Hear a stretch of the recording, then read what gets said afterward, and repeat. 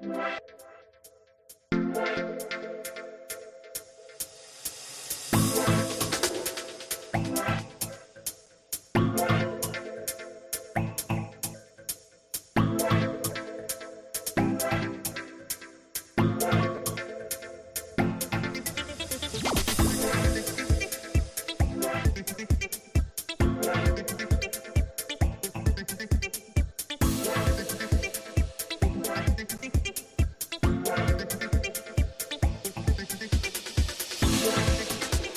you guys doing out there? All right, welcome to Saturday night, a special edition.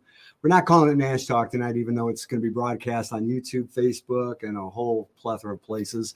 We want to welcome everybody to this really cool night. Now, I don't know if you guys remember, for those who saw the show we did a few weeks ago with DJ Scott Go-Go Gordon from Detroit. It was about a teen club, and this teen club was known far and wide, not just all over Detroit, but throughout, the entire state and different parts of the, country. It was just an amazing place. And I spent a lot of my teen years there, and so did a lot of other people from all kinds, every different kind of background you can think of. Very diversified place, as well as the music. And it came about during the disco era. So, I don't know if hence the name Spanky's, but it provided a really cool outlet for kids, like I said, from the parochial to the public school systems to you name it, the suburbs to inner city. And it was just one of those amazing places. Well, we did do an interview with Scott, who will be joining us in just a few seconds. But the man that started it all and is going to go back even further, before Spanky's, during Spanky's, and after Spanky's, and we got him live. And I think he's in Texas right now. And he saw the show before, and he agreed to come on. And I've seen him, throughout the years later on, different places, and we're going to again talk about that. But it was really just amazing because I have not seen him up until just a few minutes ago when we were backstage before I came live. And it's really going to be kind of a fun night. Now, I know a lot of people have called me up, and I know people are sharing. Yes, you can share this. You can share this on whatever format you're watching from right now. And it's, like I said, it's going to be on different streaming services, and we are going to add it to Spotify by sometime early next week. So, if you want to share this, if you miss any part of it, you can go back and see it forever. All right. Well, without any more hesitation, let me bring on the man of the hour, Mr. Greg Ballard. Here he is. And also, if he's with us, and he's still bedridden from his car accident, so he has a shoulder. There he is, Mr. Scott Gordon. Hi, you guys. Welcome, gentlemen. Welcome to you. Well, thank you. Thanks for being here. Me being here. Greg, I'm really excited. I know Scott's happy, and he's over there in his bed right now. So I don't know if you guys can see. I got the Spanky sign, the original Spanky sign that Scott sent me, and we have that up in the corner. Oh yeah, just in case you're wondering.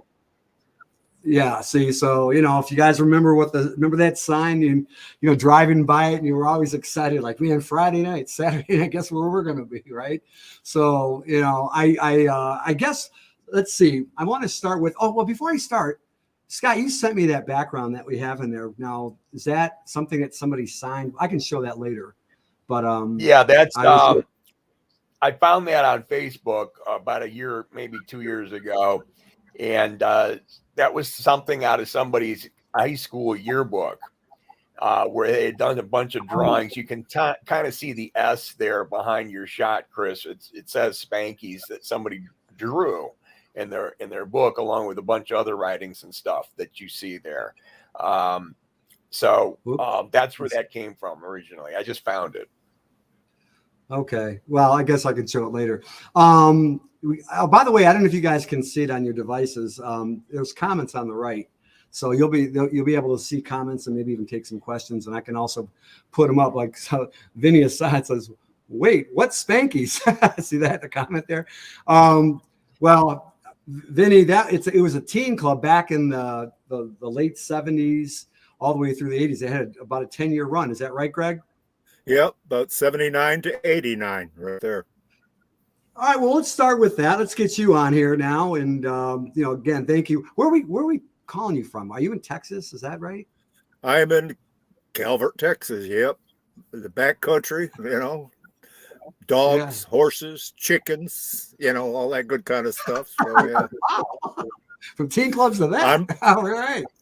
No, this is the time of my life that I get to reflect on everything I've done. So it's the fourth quarter for me. So I reflect on what I did there and the life I attacked. So just be able to sit back and reflect and draw in on that and enjoy. I always wanted, when I retired, and it's retarded, by the way, it's not retired, it's retarded. Okay. So when I did that, I wanted to be able to tell you what I did. Okay. Because when you get my age, you ain't going to do shit. Okay. You're not going to do it. It's simple, And I told Scott the other day, Scott said, huh? Yeah. I was talking to Scott the other day. He says he's getting close to 60. I says, well, you got to add used to on your name. Scott used to do a lot of stuff. All right. So, right. Yeah. And probably you too, Anthony. You're not far off that. So, No. I'm actually older than Scott. In fact, they call me Chris Gone. And I go. There you go. I always say, call me what you want, but call me long distance. How's that? So, yeah, there you go. Yeah, well, we are. Because I'm in Nashville. You can't hurt me. I can't run. Shit. So here I am. I like it. So, yeah, that's great. Well, I'll tell you. Well, okay, let's go with that. Let's start the night off right. So, do you want to talk about Spanky's first, or do you want to go into the Romans era and how you came to put and create Spanky's together? Well, it all started a long time ago because I've always felt music is the best tool in the world to do things. And I enjoyed dancing. I enjoyed singing. I enjoyed entertaining. And that brought me to a lot. I was more interested in what the response from people than what I had, because if I could spread that, you can make them cry. You can make them laugh. You can make them crawl the walls. You can do anything you want with music.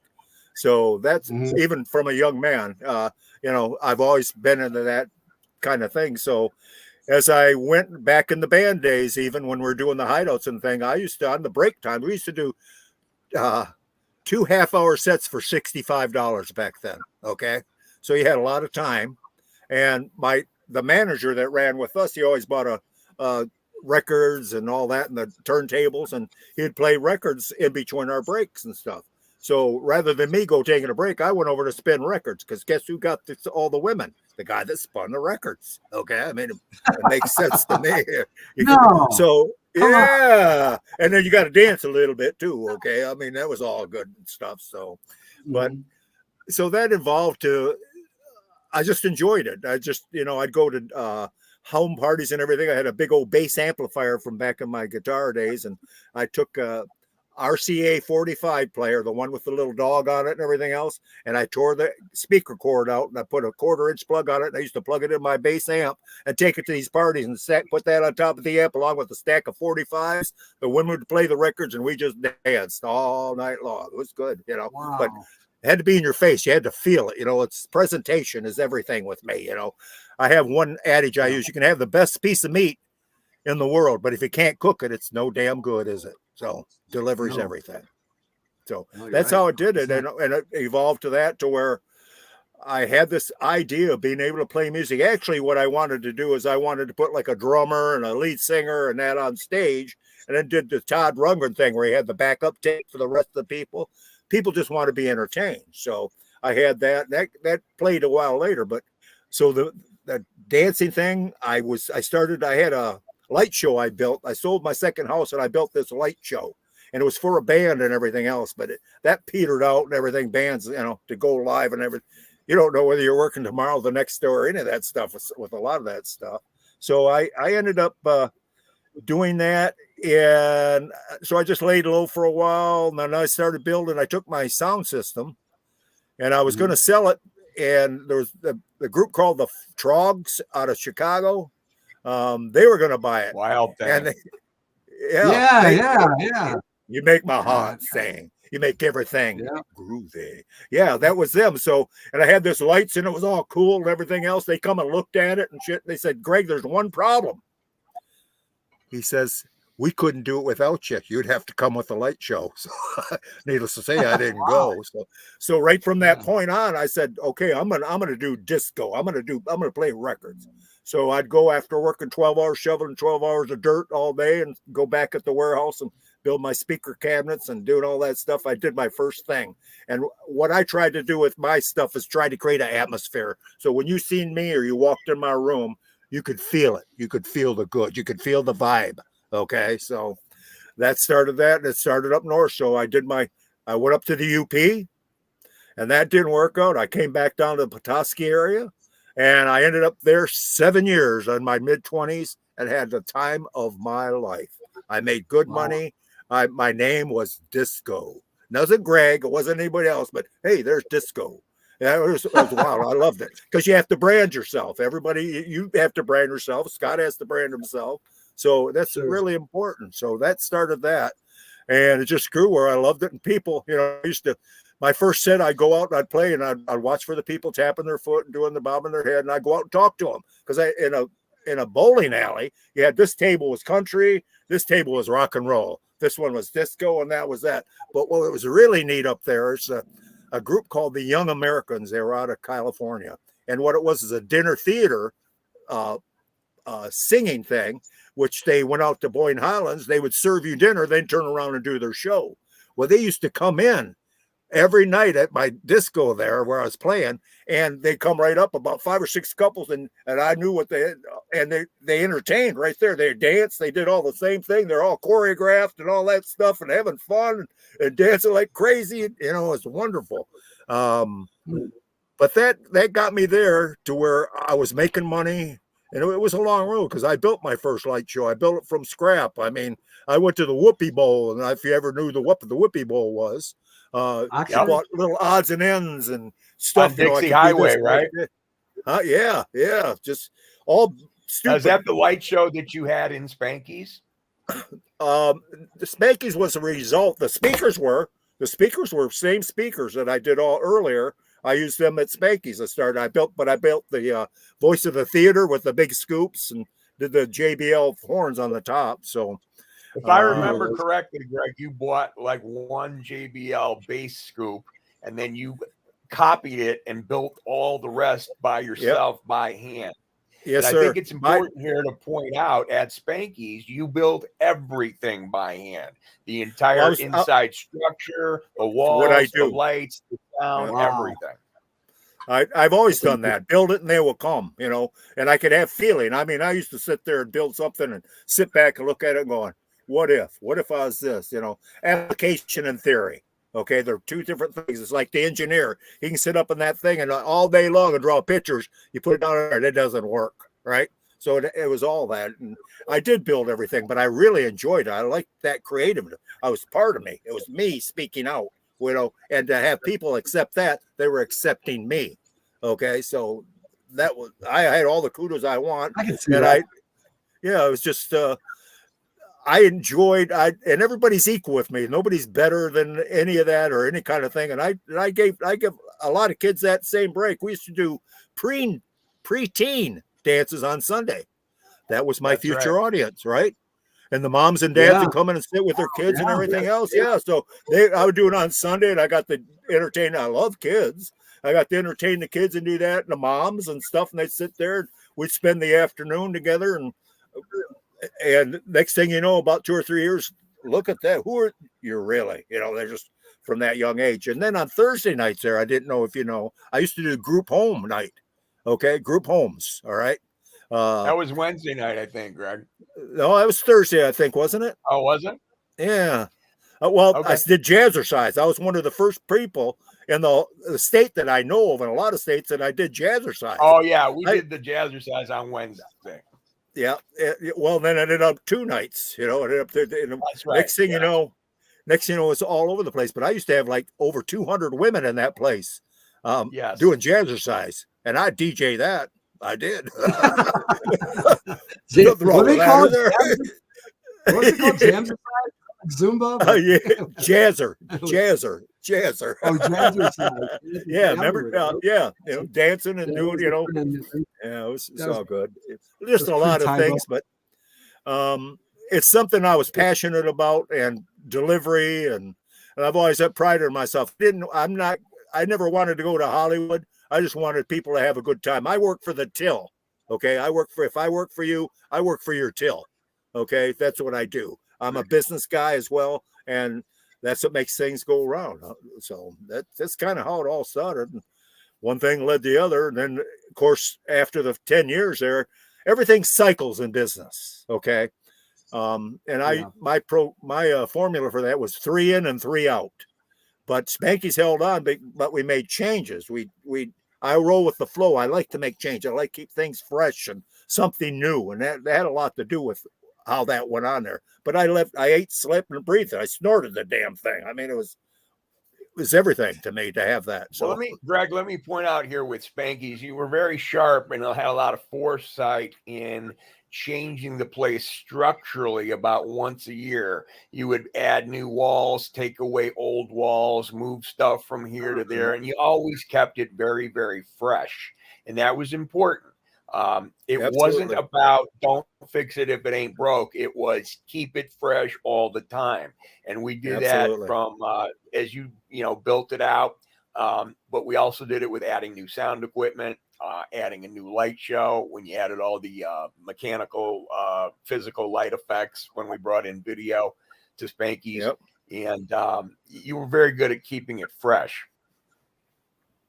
Well, I enjoyed what I did. And I liked what I was doing, and it let me golf a lot. It let me travel a lot and do all that as well when I wasn't working on it too. So, there's a lot of good things happen from that for me. I got a couple questions about Spanky's, and then you can hop all over the place, back and before and after, so because we're not on we're not an 8-timer here, but if I do wonder, all you got to do is pull me back in a little bit, okay? I do. Yeah, no, that's fine. You know what?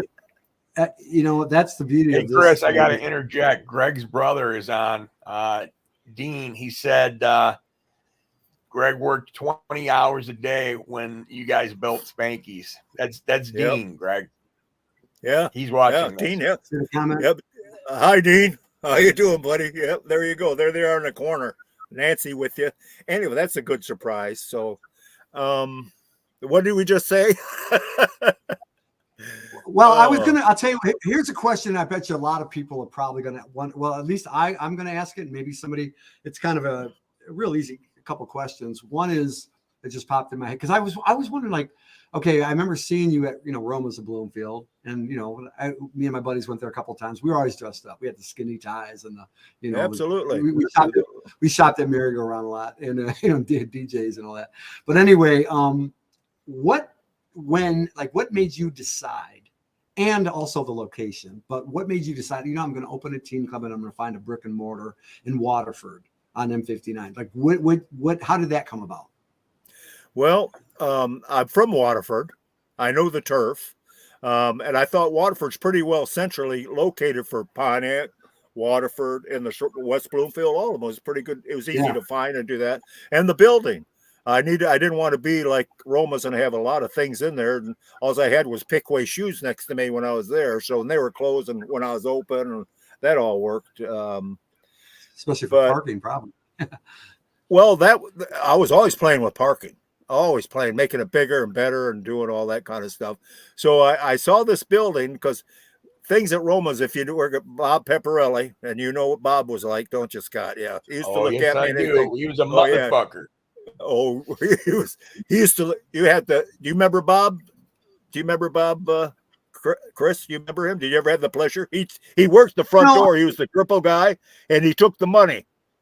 Oh, yeah. I'm better with faces than I am with names. That's a fact. Well, that's what we ever need. Yeah. It was because it was cash, he'd look at me, and Bob, one eye was going this way, and one eye is going this way, and he used to say, he'd laugh. I'm talking money. I said, Bob, you keep doing that shit, I'm gonna take that king and I'll whack you right over the head. I did. I said that several times. He just laughed, and he walked mad and stuff. But I found the building, and it was 8,000 square feet, and I'm going, man, this can work. I worried about this and that and the other thing. So when I approached the landlord, he didn't want anything to do with the teen club. Nothing. I'm going, okay. That's You know what great. makes things move? Money. Okay. It does Okay. work. So I figured out what he was getting for rent and what I could afford to pay for rent and all that stuff. And I went back to him and I said, hey, I'll pay you this much money a month to do it. And he was all for it. I mean, that was it. And I said cash. And I was even much more for it, So, oh yeah. So he went on for it, and he went to the town council and said, yeah, I know Greg, and he's the best thing in ever, and I'm glad he's opening a teen club and doing all this stuff. And I'm going, Oh shit. oh boy, yeah. But he would bring some of his friends by Spanky's at night, and he says, this guy's their next millionaire right here. He'd bring his fans and show, look what he's got now. I got a teen club and a school and all these kids, and he'd bring his little group in there, his entourage, and they'd stand at the front door and go, yeah, hi, Greg. Do you remember Scott? Do you remember in the early days? Absolutely. Yeah. Oh, sure. Absolutely. Clark's. Yeah, they were good. So yes. I ended up getting the building. So I got I it. think And Greg, the same guy, owns the building today. Yeah, Jenny, his wife, because he died on a cruise. Yeah, that's right. That's right. He died on a cruise, and Jenny might still own it. I don't know. I think so. There was once he died, that had a lot to do with that going a little bit like this too, because it was just like it was really different then. But once I got the building, it was that I figured how I could do it, how I could build it out. It gave me a chance because I was still doing Romas, and I think Scotty that you were spinning for me then, weren't you? Over at Romas when I was building Spanky's. I was doing Friday and Saturday nights at Roma's, and you built Spanky's, and then you asked me to come DJ at Spanky's. There you go. On Fridays to do a funk night. And then at the same time, you asked me to run lights for you on Saturdays while you DJ'd. Yeah. And that didn't last very long because you were playing a record one Saturday night, and you picked up the needle off the wrong record, the one that was currently playing instead of the one that had finished.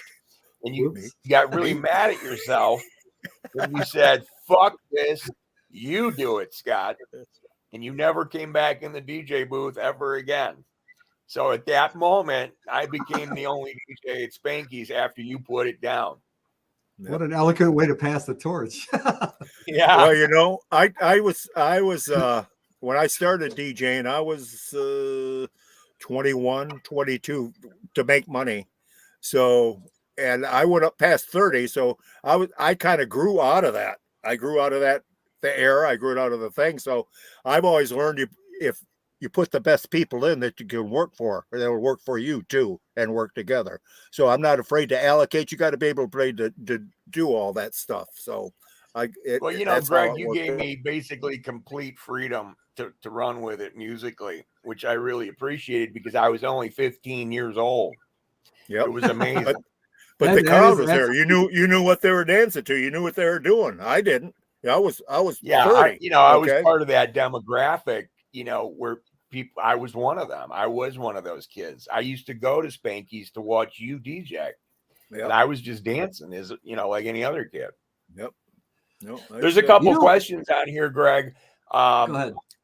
It says, where was Spanky's located? It was located on M59, 2 miles west of Telegraph, right? No, it's actually at the corner of Elizabeth Lake Road and M59, right by Pepe's. Okay. Right. Yep. Right there on the corner. Yep. The other next to Vic Panties and right Bickway shoes. Yeah. Yep. The other question, it says, why a teen club? Why not a regular nightclub? I already worked them. I did it. They changed the drinking ages. So it was back to kids, they had a place to go. So I was up north when they changed the drinking age, and I cried because I was up there working 17. I could touch the water out at the lake and do all this other stuff. I'm going, oh my God. So I looked at it and I said, okay, teen dance, I can do this. And I kind of, how I got to Roma's, I don't know. Anyway, I knew maybe I visited there and I knew they were doing a teen dance or something. So I contacted Roma's, and up north there, the storage buildings, a guy was building one. So I rented, before he finished them off, I rented 3 units together, and I started building light shows because I could do 11 Romas. Okay. And the math told me I could make $1 million doing Romas, just that with, were you doing all the Romas? Yeah. For a while, I was. I didn't know that. Oh, I thought you yeah. were doing Roma's Bloomfield. Yeah, I had to sew the deal up, and the guy that was ahead of entertainment and doing all that stuff, I put all my guys in the place, and they're building stuff and everything else, and I rented a turbojet, a turboprop plane, and I flew that guy up to Petoskey to come and see me. Okay, that was like No shit. back then. Back then, turboprop with 2 pilots and everything. So I flew him up. I said, be at the Pontiac airport there or something. They bring the guy up. I go pick him up, and my guys are back building light shows and everything. I'm taking them through, and they're all working and all these stuff. I know how to do it. Yeah, everything's going and everything. And when I got on the plane and flew back with him so I could close up the deal. And he was in 7th Heaven, dropped him off the door, bought him food, did all that stuff. And so next thing you know, I'm doing Roma's Hall. So I had to build all these things. I mean, back then I think I built 5 or 6 units, something like that. But it had to be, Wow. and I had to leave light show. Oh yeah, I did a lot of work there. I mean, I did them all, and a lot of them stayed, a lot of them went. But I could see the end of that happening because the way they ran it and all that stuff. So I said, it's time to go with my own thing. So that's when I did start looking and doing that. And because then I also told Bob Pepperell, I says, there's one thing you cannot do to me, and that's mess with my money. Okay. Because I was able to move that equipment out of that big room into the next room so they could put a big wedding in there so I could transfer around and do all that stuff. Right. Well, Chris, he had to move that entire setup, which looked like a permanent install setup, from one Roma halls. There were like 7 halls in that one building under the umbrella Roma. And he would have to move that fucker from the big hall there at the end, number 7, if I remember correctly, to one of the other, like number 5. And that would happen, during the week. And the kids would all come there expecting the main room, and it would be all of a sudden magically transformed into this other room in the building. Which goes back to what I said earlier, how he continually changed the inside of the building. Well, I had wheels on it. It was a completely new disco. I had wheels on all that stuff. I could move it. My whole saying back then was agile, mobile, and hostile. Okay, so that's why the Lord, So get it done. Wasn't fragile. No, not at times it wasn't. So you had to be a little bit of everything. But so it ended up he messed with $25 of my money. And when I did that, I says, you know what? This is a good time to do this because I'd done the Spankies and done all that stuff. So he did that. So I didn't say a word or anything else. Now, remember how mobile this thing is. So during the week, I took 5 truckloads of equipment out of there, period. And nobody knew it. So on a Friday night, the kids were lined up 4 wide all the way around this friggin' building. And Bob Pepperell says, you better go down and look in that room. He went down and looked in that room, and I was gone. Nothing left there. And he had a building full of kids standing in the highway. Parents dropped them off and did all that stuff. Yeah. Oh no.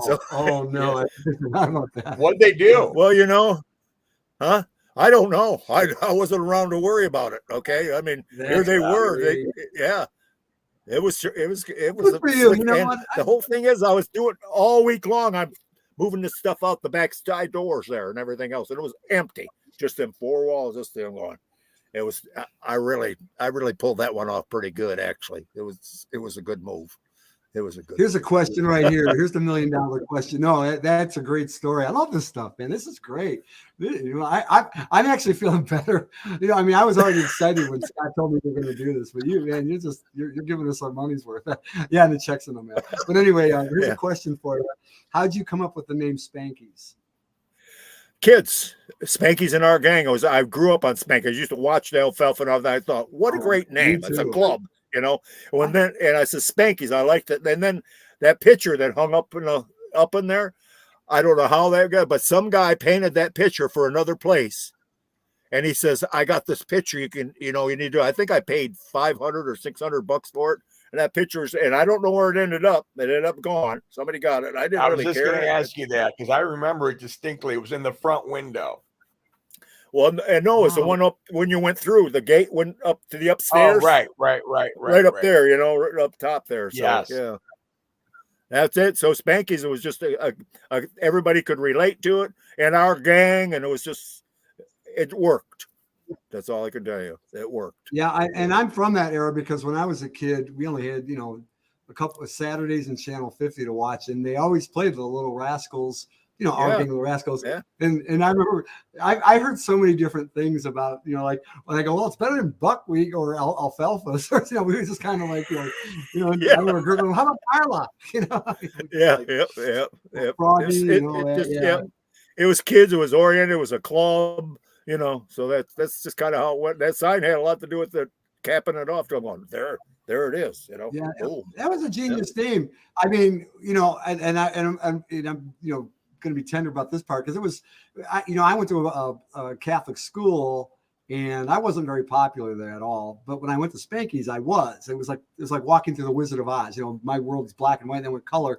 But the guys, most of the guys were into rock and roll and quarter bounce and stuff like that. And they didn't. So I had friends from different schools that would go with me there, and they would like, oh, Spanky's, And then one day, the cheerleaders, because I would always practice dancing, and the girls would go, my school, and the girls would show up, the cheerleaders.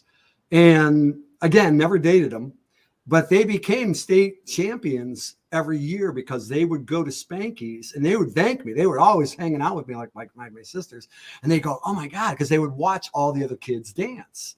Yep. And the guys that used to, kind of make fun of us going to, Spanky's Teen Club, because they were always talking about, getting a fake ID and going to a club. When they got there, when they finally came in there about a year or so after I was there, they became our friends. They were like, this is like paradise. This is like, what I mean? Because, high school only has so many people, it's a small microcosm. And here it was all the high schools. So you just had your pick of people. And, it was just such a great dynamic. I don't even understand how, because we didn't need any advertising. Like we didn't have to listen to a radio ad, to go there. We just knew we were going to go.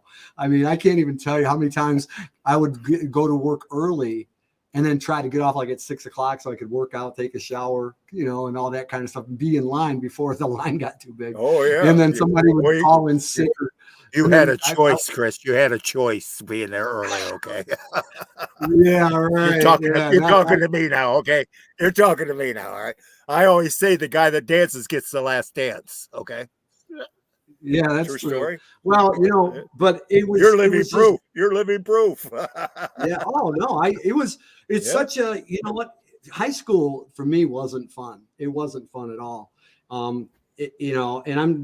But when I look back, I go, man, every Saturday was probably a week worth of fun to me and my buddies. And they were, and these guys were different, all different cultures, Italian, Asian, you name it, Black, Hispanic, white, every, it was like, we used to call ourselves the minority group when we walk in there. And it was so diversified, and with your vision and Scott's talent and, and the good chemistry, the formula that you guys have, and your work ethic, you just have this amazing work ethic. Scott talked about it at length, how you would move all these, spend all these hours, and just like with the Romas situation, it seemed like you really you're one of those people that just loves to work. You're a hands-on person. I pride myself. My work ethic has always been my calling card. You mess with my work ethic, we got problems. Okay. Because I know what I did, and I enjoyed work. And it's like, if I work for you, I got a big thrill out of somebody says, you're a good worker. Watch him. He knows how to do it and that stuff. So I've always prided myself like that. And I worked physically to make my money. I worked outside. I worked construction. I learned how to build things. I did a lot of that kind of stuff. So, but my work is, when I was a young kid, I bet you when I was 10, 11 years old, I was working at a gas station, pumping gas. I mean, I'd shovel sidewalks or do whatever, but, and that kid's a worker. So that was my calling card.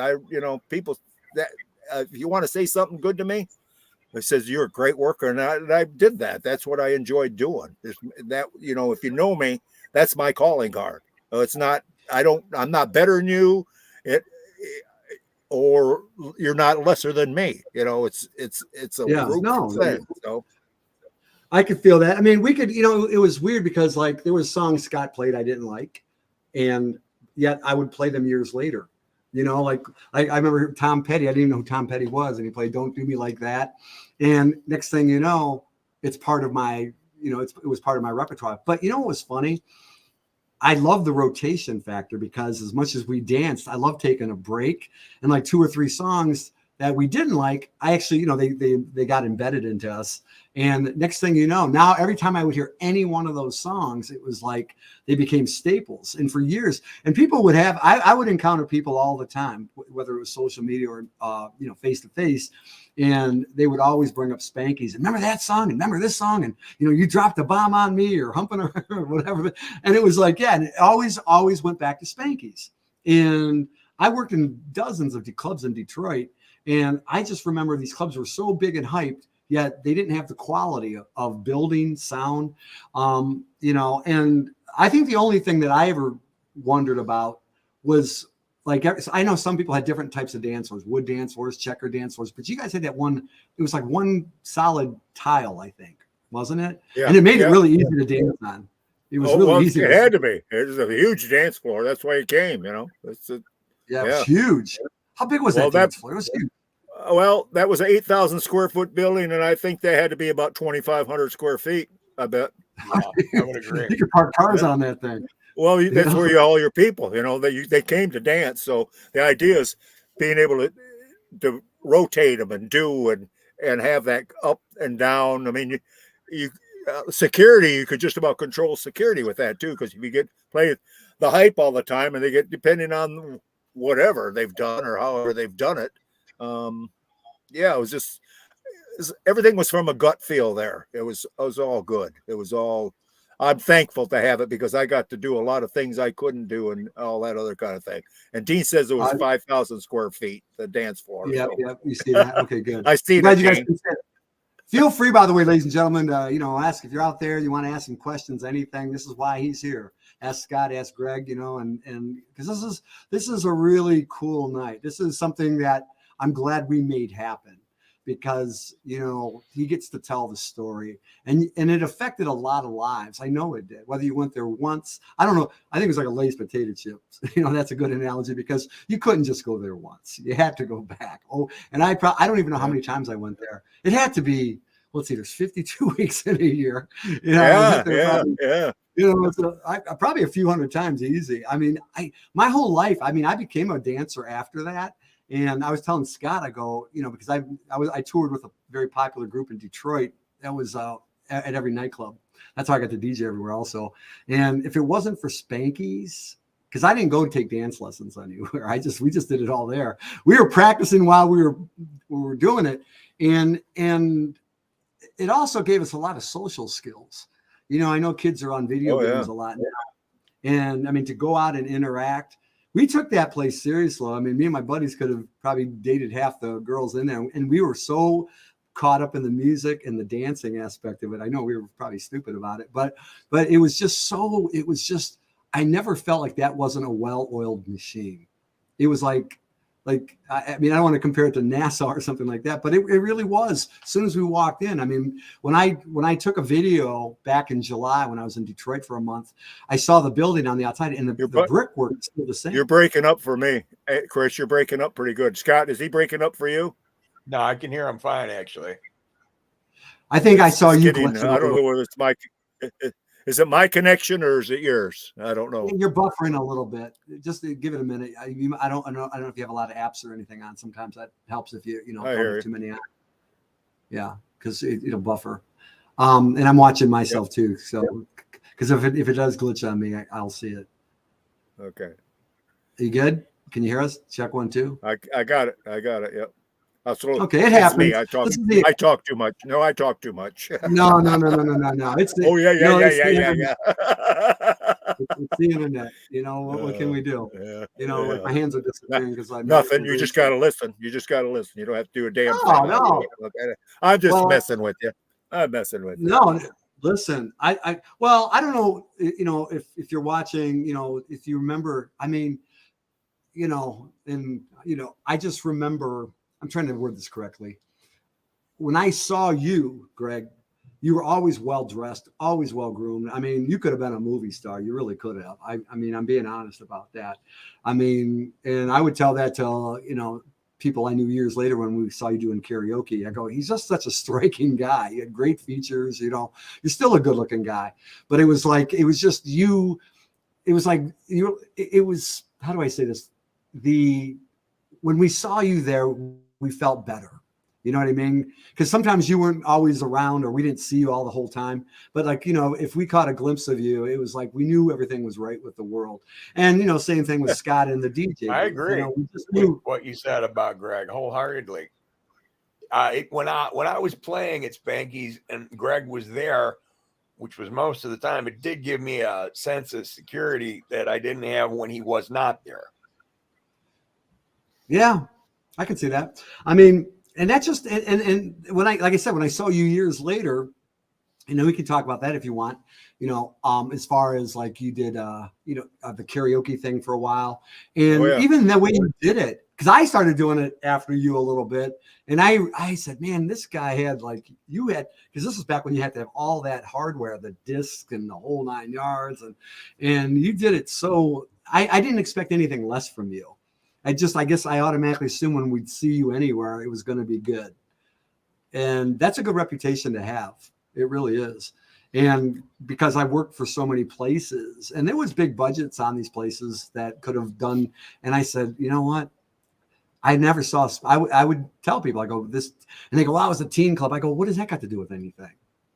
The basic entertainment was the same. And it doesn't even compare to what I was used to. And I was frustrated many times because of your place, and I'm sure people can also agree. Let's see. Kimber's asking a few questions. Let's see. Right. As an old Gen Xer, I feel like I remember the inside, but I'm not sure. I think she's talking about the dance floor, Chris. What's that? I think she's talking about the dance floor. Read that other question, Chris. The question, I'll just read it. There it is, Greg. Was there major competition with area code 313? I say there was a ton of competition at one time. Well, I think there was room for it. Okay. You could, and to me, they could compare. There's, they're entitled to have more people do it than one. And Joe Purtis, who run that place, Joe copied everything I did.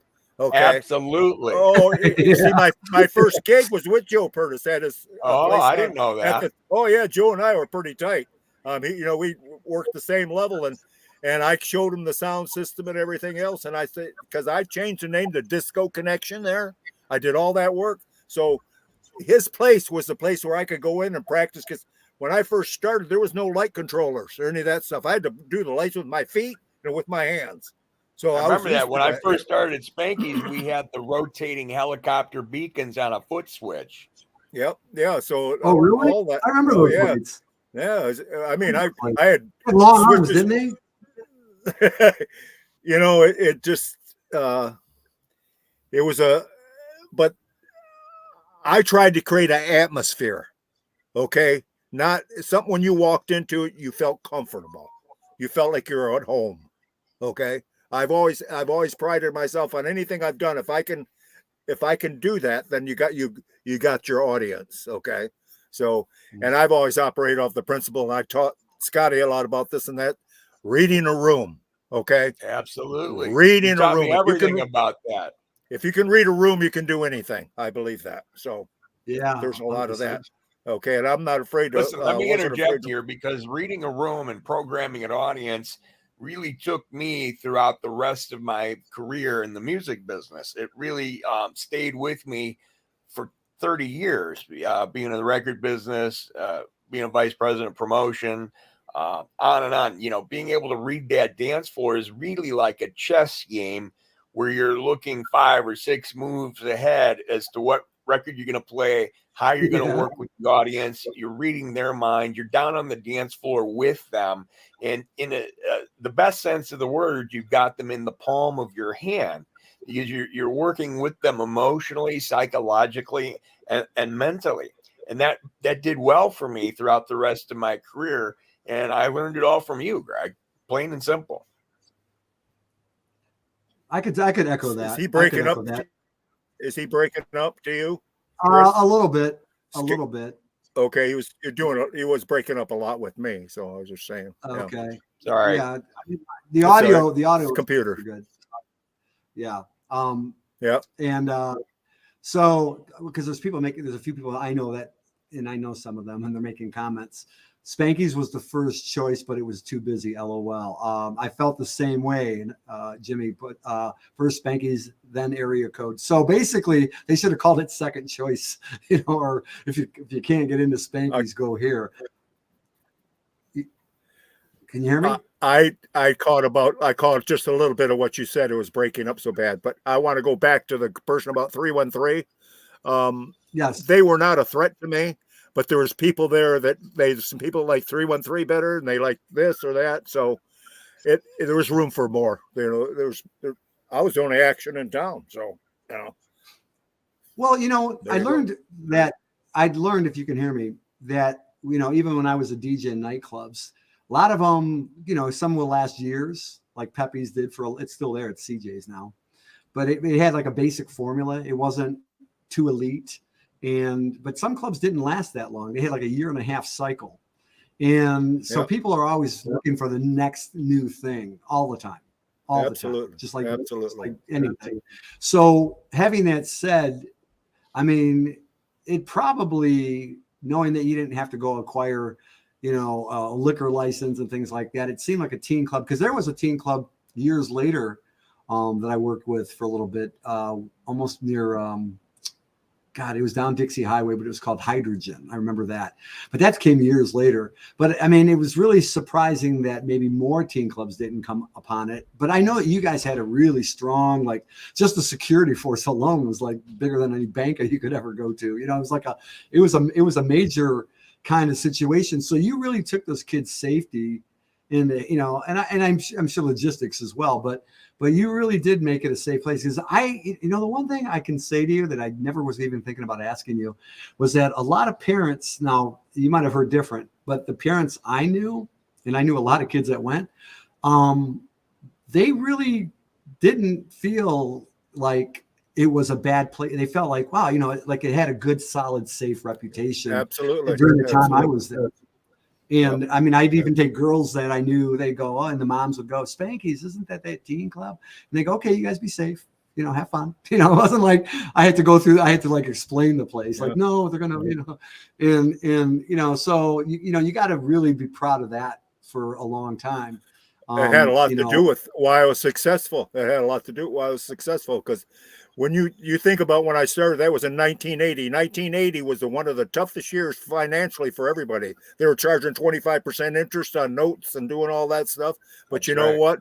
People always had $10 for their kids, didn't they? Yeah, they still do. Now it's more. I mean, so when I went in that, so when I left Roma's, and in Roma's, I was able to collect all the information. The whole time I worked at Roma's, they had to fill out a card or whatever, and I had tickets that had numbers on them, and I provided the tickets because at the end of the night, if I got paid $1 a kid going in there. Okay. So I'd have the tickets, and Pepperelli couldn't screw me or anything. But when they did it, I got their telephone number, I got their address, and did all that stuff. And I kept collecting that. So when I opened Spanky's, I probably did $1,000 worth of radio, and I sent out with all that list. I sent out the list to everybody, and I put 3 or 4 passes to get in for free in that envelope.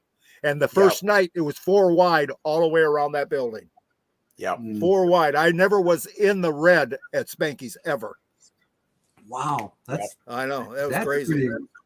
That is crazy. I know a lot of people have been asking questions, and I like to keep, the momentum always positive. But, I know that in subsequent years later, people, opened up teen clubs after you, and, after Spanky's was gone, and somebody kept asking a question of like, why, about, because there's not that many teen clubs anymore. And I'm not saying that they're extinct, but you don't see them as much. And you didn't, and I wonder if like the audience has changed, the way they act, the way they behave, the way. Hasn't the world changed? Yeah. Okay, I mean that's the time was right. The sun and the moon and the stars lined up on this. Okay, disco was happening. They were back to dancing. I knew this, I knew that. So everything that I'd done up prior to that fit all the pieces in the puzzle. So all I had to do was plug myself into that, and that's what I did. You know, because that does beg a question, like because of the disco thing. Because, like I said, I even had like a residual effect with people going disco, Spankies, and then they came there and they realized he's playing, Led Zeppelin. Like it was like it became. But I didn't call myself a disco, did I? No, that was key. I left that open. So, because we had different DJs come in, we had a couple rock bands even come in, and that didn't really work out. Do a little live thing and stuff, but the guest DJs and that kind of stuff, that's what was happening. So I seen the opportunity, and if you don't walk when that door, you knock on that door, you better go through it, because if you don't, you snooze, you lose. So that's kind of what. I mean, there has got to be a lot of, adulation or just such reverence for you because of what you did. I mean, and I'm not ever going to discount Scott. He did a marvelous job, but it's just, I know that a lot of people, like even when I play now somewhere, because I still DJ, a few times a year, because I'm down here, I'm not DJing at all, but the Spankies effect still lingers. It's some people have the butterfly effect. I have the Spankies effect. Everything that you guys did, and people copied a lot of what I did. They go, "Man, you're so good at what you do." And I'm going, "Well, no. I mean, I could hear like the most urban song, Peanut Butter, Lenny White, or we were talking about Michael Henderson, wide receiver, and then you were listening to Van Halen, and then we're watching the premiere of Michael Jackson's biggest video ever that turned MTV out. And that was a controversial thing because they did not want black entertainment on MTV, and Michael Jackson had to fight for that. And then he goes out and spends his own money to make Thriller. And I just remember us standing on that 5,000 square foot dance floor, me and my buddies. We couldn't wait to see that Thriller, and that was because of Spankies. And you guys had video, and you had all this, and now, I mean, it was just such a great place. I don't care what anybody. I will never not stop talking about. I'm seeing somebody make a comment here. Hold on, let me see. Yes, would love to know where we could see some of the videos. Almost no proof of a place I always talk about. LOL. Do you have any of that, Scott? Yeah, videos. I've got some of them. I recently moved, so everything is still in a box. I moved, and then I got in the car crash, which is why I'm in bed. But what I do have, Greg, is remember we used to shoot the dance floor with a camera and put it on the screen so the kids could watch themselves dancing. Yeah. And Don Gilmer would run the camera. You ran the camera for a while until you get tired of it. And after a while, we started recording the camera. And I do have some of those tapes with a couple hundred kids, more than that, 500 kids on the dance floor. And I'll when I get them out of the moving box, I'm going to digitize them and I'm going to send them to you. Well, and send Chris some of them too. I have what do I got? I got some newspaper clippings and stuff like that, articles and stuff I have from that. Yeah, I've got that article too. Yeah. It was Greg, about. Do you have that MTV commercial we did? Nope. No, I don't know where all them. I don't know where all them videos went. I really don't. I think I had it for a while. Copy of that. I wish I did though. We did a special one-off night. Remember, Greg, where we did a Wednesday, and we were going to have a commercial film to run on cable, including MTV. So we advertised it in a very smart way, I thought, on your part, which was come to Spanky's special this Wednesday, MTV. And you could be on MTV. You could be on MTV. Yeah, exactly. I remember all that. It was a great promotional tool, and we got an extra night out of it, and you got an extra night out of it, and it was a fantastic promotion. And you aired that commercial all over the place, including MTV. Oh yeah. It's good. Yeah, it came along as. Go ahead. Oh no. Keep going. I was I'm gonna all ask you right. Go something. ahead. No, I love the whole MTV aspect. I thought that was genius, by the way. Oh, it was great because I looked at it and I spent I spent a bunch of money on that and you know what? All that was free back then too. There was no Really? cable station. Yeah, it was before cable really got going. There was none of that going on. You know, there was Well, no this is Greg. Comcast. Let me elaborate on that a little bit. Cable had not come to metropolitan Detroit yet, and you were very wise. You put a gigantic 7-meter satellite dish on the roof of Spanky's just to get MTV. So kids would come just to watch MTV. Yeah. During the week, we had the arcade through a select number of those years, and you would play. I always say we, but basically that means you. Yeah, I was there. You were there. You would play on TV, and the kids would come to the arcade, and a lot of them would just come to watch MTV because they couldn't see it anywhere else. Yeah, that's right. That's right. I got the satellite dish right behind me. Look at it. I know it. Right. That was a bumper sticker. That was a bumper sticker. No, that was Greg. That was the lapel pin. Oh, okay. Yep, I had those too. Yep. Yeah. I wish I had one. You never seen the underwear though that I had for when my disco. I used to call it sundown disco. I had the underwear made with the little sundown. No shit. Yeah. People talk about it. I still have paycheck stubs from you from Sundown Disco. Is that right? I do. They're on his wall in a frame. Yeah. Yeah, I mean, this is just a pretty cool. I just love the way this is flown. I want to know. I mean, because I know that eventually, it came to an end after a 10-year run, and then you did guys, what? You did what? Spanky's. Yeah. Spanky's. I mean, because they had a good run. Oh, they had a wonderful run. You never heard of a teen club lasting more than 2 years, really. So and we lasted solid 10 years, right, Greg? Man, boom. Yep. Yeah, it did me right. It got to where I could play golf every day and do all that stuff. So, I got to do a lot of things that even in my younger days before the club, I wasn't tied to anything. I had a great time. I had a wonderful time, Whew, I had a great time. That's good to hear. That's similar for me, Greg. You were golfing all day. I was water skiing all day. Yeah. On the lake that you lived on.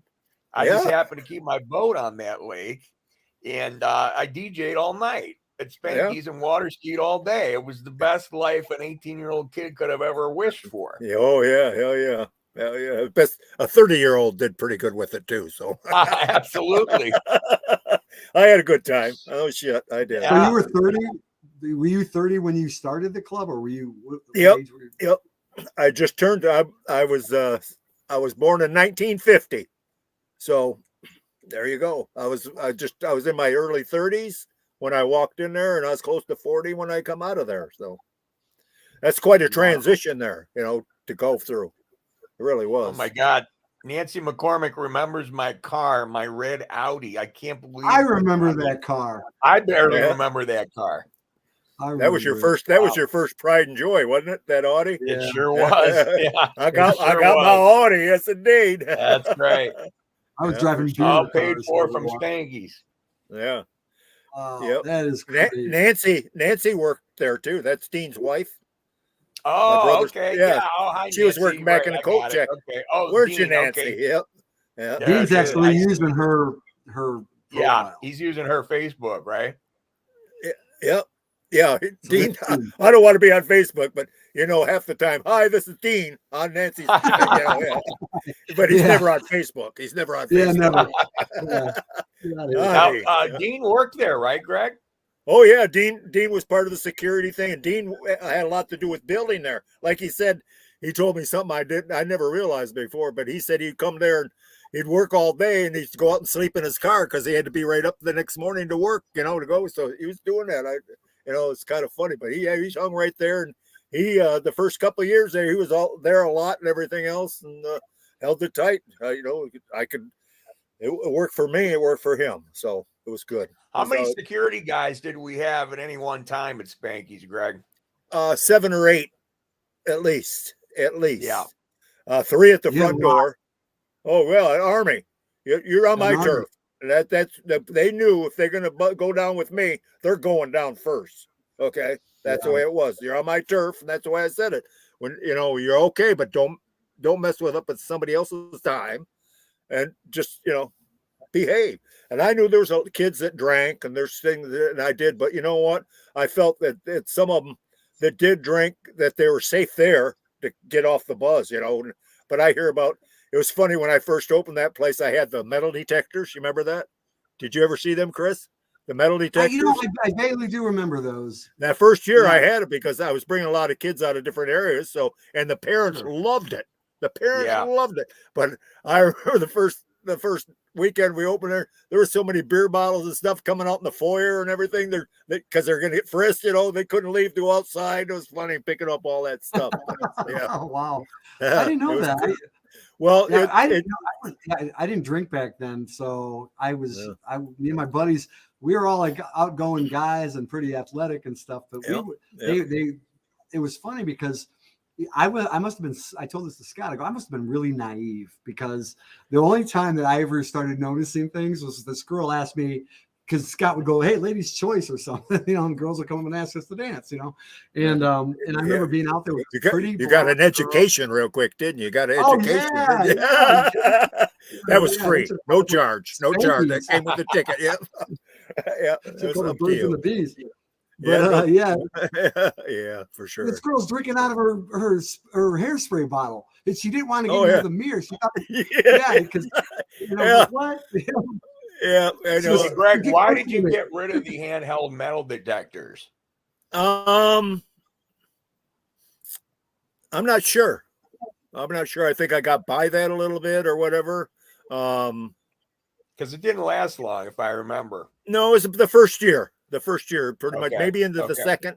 And I didn't do it all the time, but like on the heavy nights, where it warranted or whatever, we had a lot of different people go through there. So you can't say you were profiling, but I profiled.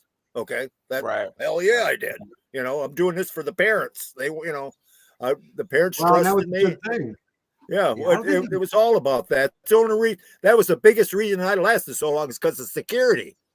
That's the honest to God truth. It's the security we had. I thought it was because of the DJ. Well, there you go thinking again. Okay, you just take another pain pill. Take another pain pill, Scott. We'll be right back with you. All right. Wow.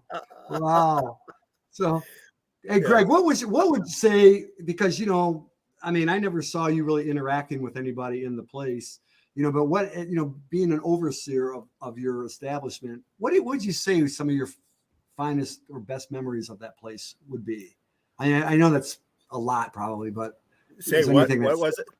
Your best memory of your favorite times of that place, overlooking what you came. Well, I think the best times I had was, of course, doing business, but I liked my people that worked there. We were a pretty tight group.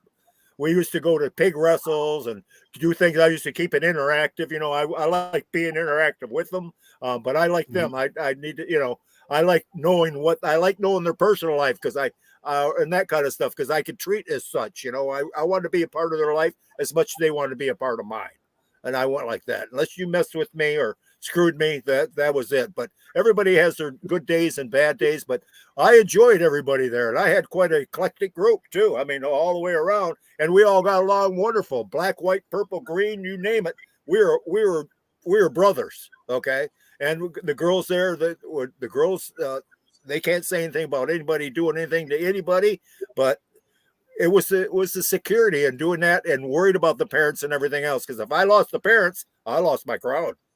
Okay. Right. And even doing those Sundays, the pre-Sundays and all that stuff, and the group homes that showed I was part of the community. I was an asset, not an asshole. Okay. So I could be an asshole too. I glowed in the dark some nights.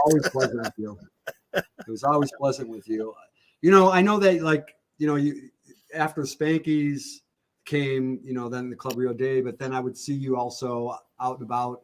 and I don't know, I was living my own life and all over the place doing many things. So, forgive me for the timelines. I wasn't, coordinating everything to your timeline, but I know that I saw you at different places. I think I saw you at the Southfield Town Center one time. You had this really nice setup. I saw you doing karaoke, and I saw you at a few other places. So you had done a lot of different things. And I know, like, you also, because Spanky's wasn't just your one thing. Maybe at the time it was, but you went on to do I've had the fortunate enough thing that I was pretty successful at everything I pretty much did.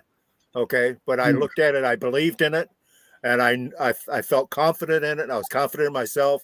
And it's like Spanky's or any of the, like, so let's take karaoke. Okay. That came after Spanky's, after Rio Day. I was never going to own that bar. I changed it because a kid got shot, and I wanted to get out of it because I worked bars and I didn't need to work any more bars. Okay. I like cocktails too much and everything else. That wasn't a good mix for me. So, so I went, actually, when I went and I started drywalling again, I was a drywall finisher. I was good. I could pick up that knife and I go back. So I started working there, and I had time to reflect and do my job and everything else. And but I'd watch karaoke. Okay. I used to go to the CES shows in Vegas and see what's coming down the track, all the equipment and what's new and what's not, and what could be this there. So I went there and I seen, that I was down there shopping for big screens, and I did another thing there besides karaoke. But karaoke, I went out and looked at it. I'm going, man, this is good. This is entertainment. And so I went with the mistakes I made before I even did Spanky's. I went into different bars and everything else because I had all these lights and all that kind of stuff. And I went in there, and when I walked out, I said, screw you guys. I should have sold them the equipment and put the DJ in there. And I started doing that later after I got out of that part of it. I actually did a lot of that with the karaoke and even some of the DJ stuff. But the karaoke was like that. So I seen karaoke. I went out and did it one night, and I sang, and I'm going, and everybody cheered and screamed and everything. I was like, oh yeah, I like this. Yeah, well, what people don't know, Greg, is that you're a great singer. He is a good singer. I mean, what song I remember? Tell me if I'm wrong. Tell me. I'm going to play it. Hold on. Tell me this is the song I think I can sing. Oh, he's going to set me up now. Can you hear this?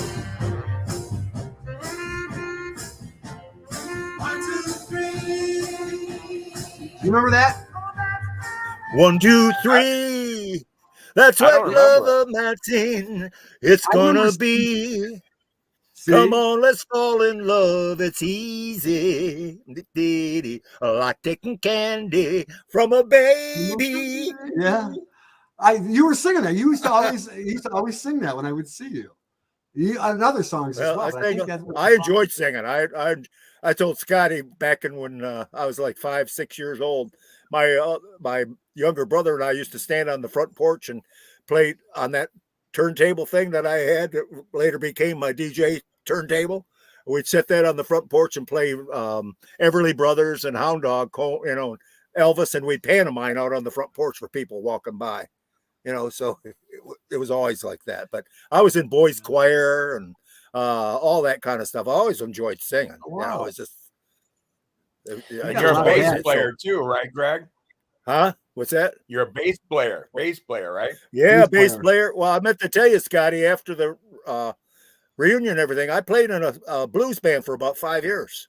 Oh, so you're talking about the Quintels reunion in 2010. Yeah, right after that, I started playing. I got hooked up with some guys and started playing in a blues band, because I had a full studio. Was your band that we started off this podcast talking about, where you played the Hideout. These are the team clubs of the 60s now. The Hideout that Punch Andrews owned, who later turned out to be Bob Seger's manager and still is Bob Seger's manager to this day. And so you played with the Quintels with a K pretty heavily, right, in the 60s and 70s? Oh, yeah. I joined them, I think it was in 8th grade, and went up to 10th or 11th grade, and it kind of changed. We changed, the Beatles went out, and we all kind of split up and went different ways and that kind of stuff. So, but the karaoke Speaking of thing, the Beatles, you know, the Beatles were such an the number one influence band in the world to this day. We even played them at Spanky's in the 80s. I played Twist and Shout Yep. at Spanky's, and the kids loved it. Yeah. Well, their parents, they heard it from their parents. Okay. That's right. That's right. They, you know, the apples don't fall too far from the trees. So that's right. There was a lot. So I went off that, you know, it's dancing's dancing. That's the way I looked at it. And back when I started DJing, there was no word disco. It was records. I spun records. I didn't do a certain brand, but I'd hit this. I'd hit this because in a bar, I could take that section. They'd be sitting, this section over here is dancing. Okay. They're getting tired out. So then I'd bring this group up and this group could go dance. Okay. And do this and do that. And I go out and talk to people and do that kind of stuff. But I could switch, and the guys and the bar owners love me because I work for the till. Because if I didn't work for the till, I wouldn't have a job, would I? So I could. Well, Greg, at Roma's, you worked for. I think you got $1 per kid, and they charged, I think, $4. And correct me if I'm wrong, but I remember Mark Peters standing at the front door at Roma's, making sure you didn't get screwed out of your money. Right? He's got the thumbs up. But he couldn't really do it to me because of those tickets. See, I had those tickets printed myself, and they're all serial numbered. So when I went in that weekend, I gave him a stack of tickets, and I had the serial numbers, and he had to give me back the tickets, and whatever that worked, that's the money I got paid. Okay? Right. Yeah. But Mark stood up there too, though, right?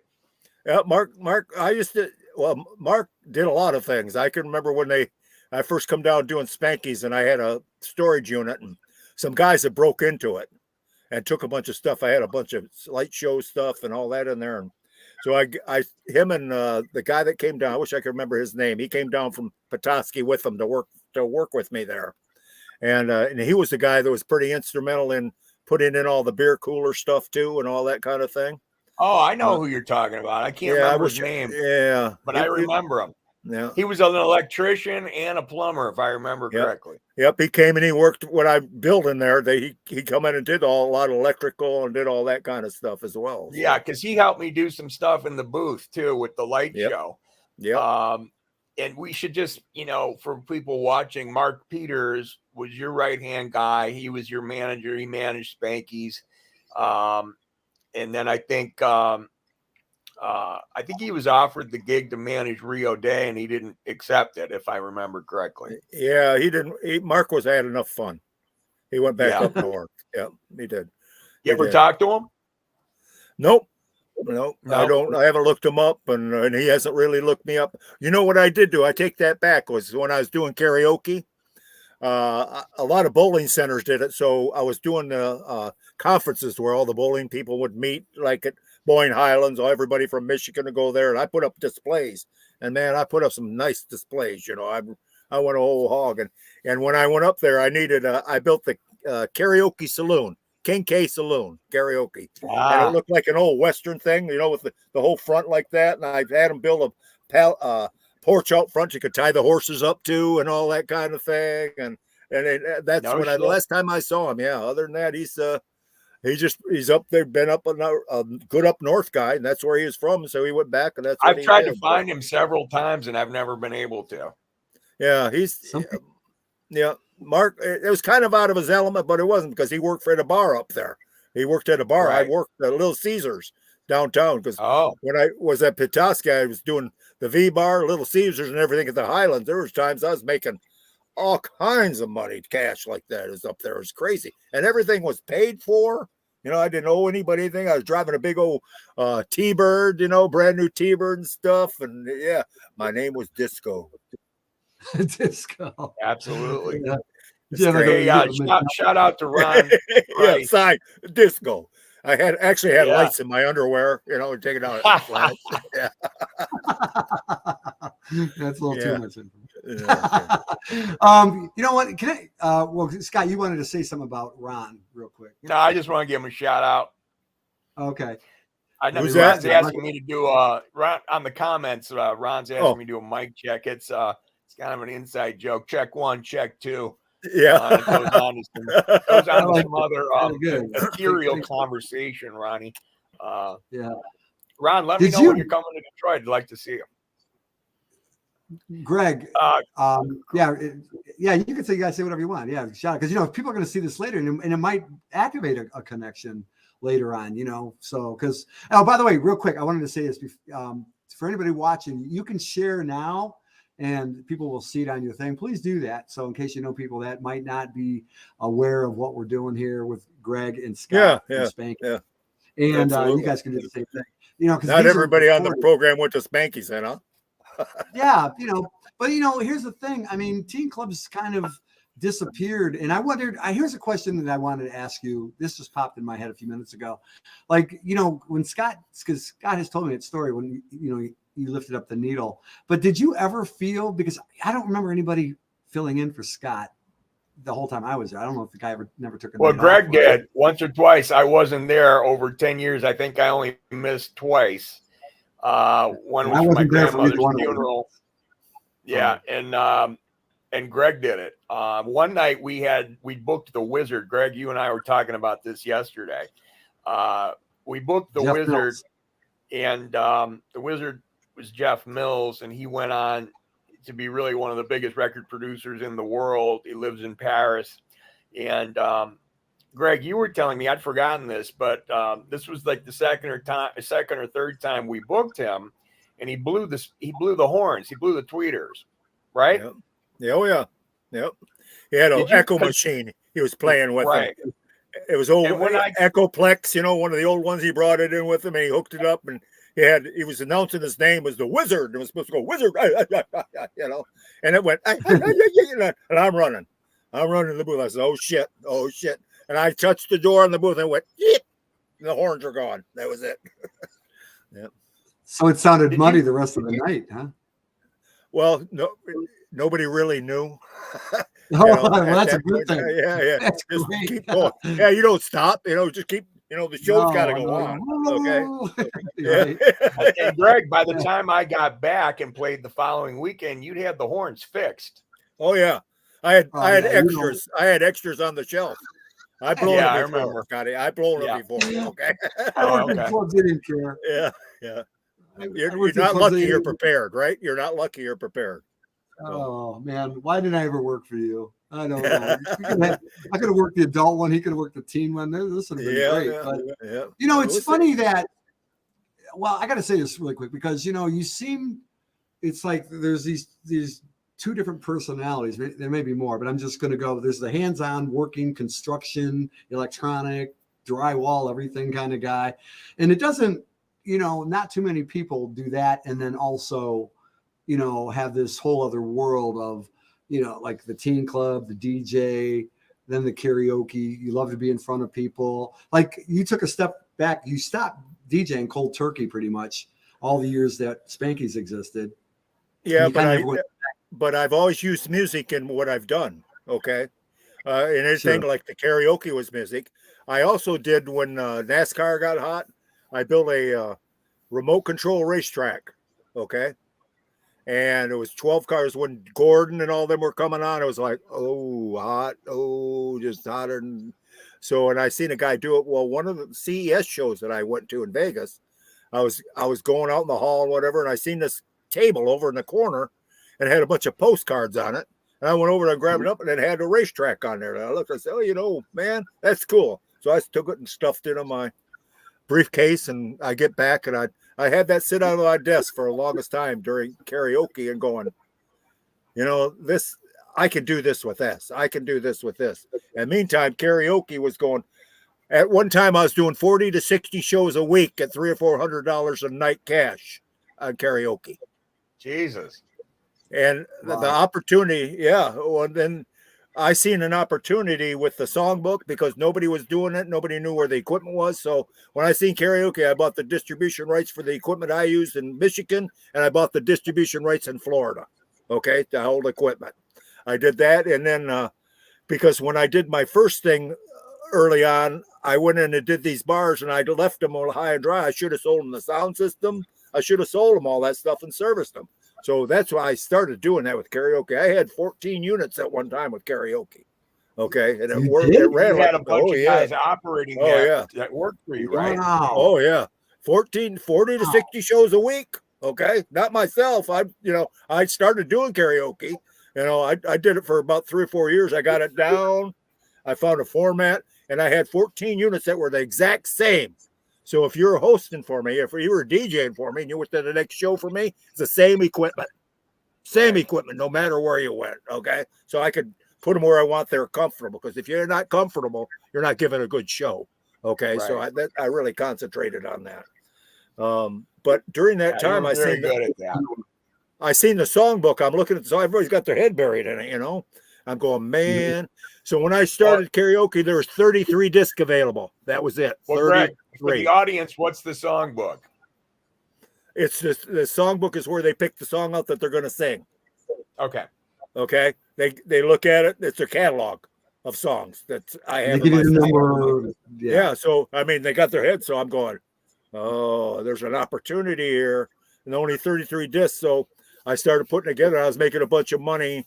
And I started putting it. I've got a desktop guy to do the computer work. And I had to do all this stuff to get it together. And so a guy from Chicago that was worked for Pioneer, he seen it. He going, this is my promotion.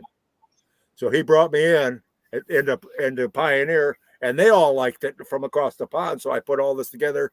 And when I did this, when I got done putting, I had a printer that was going to build a new building to do it. It would have taken 40 semi-loads of paper a month to produce. It would put me in the top 5 magazines in the world.